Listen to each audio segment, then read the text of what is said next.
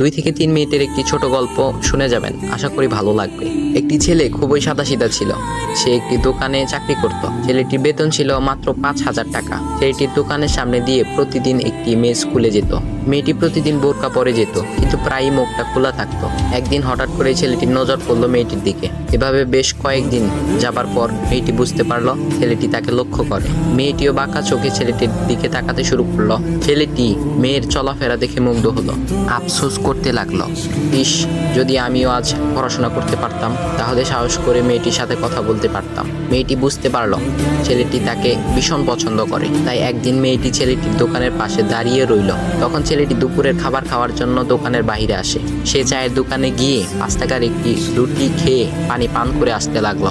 তখন মেয়েটি তার কাছে গেল। তুমি ভাত খেলে না, রুটি দিয়ে পেট ভরবে? তখন ছেলেটি মেয়েটিকে দেখে অবাক হয়ে গেল। তখন ছেলেটি বলল, আমি ভাত খেলে আমার মা, বাবা আর ছোট বোনকে কি খাওয়াবো? মেয়েটি শিক্ষিত, তাই অল্পতেই বুঝে গেল।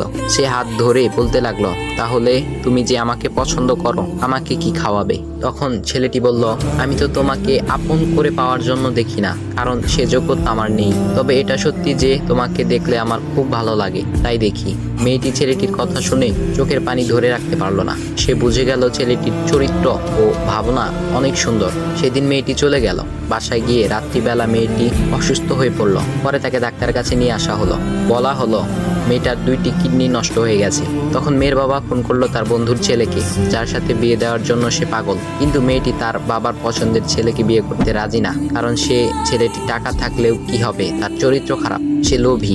এদিকে মেয়েটির কোনো লোভ ছিল না। যাই হোক, হবু জামাই আসার পর তাকে সব খুলে বলল, তোমার থেকে একটি কিডনি খুলে আমার মেয়েকে দাও। তুমি তো বলছো আমার মেয়েকে তুমি অনেক ভালোবাসো, তাকে পেলে তুমি ভালো হয়ে যাবে, তাহলে আজ পরীক্ষা দাও। তখন ছেলেটি বলল, আমি আপনার রোগা মেয়েকে বিয়ে করতে পারবো না, আমার কি সুস্থ মেয়ের অভাব নাকি? এ বলে সে চলে গেল। বাবা তখন কেঁদে কেঁদে মেয়ের কাছে সব খুলে বলল।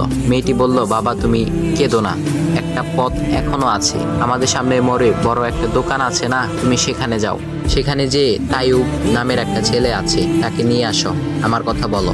তখন মেয়েটির বাবা ছেলেটিকে নিয়ে আসলো।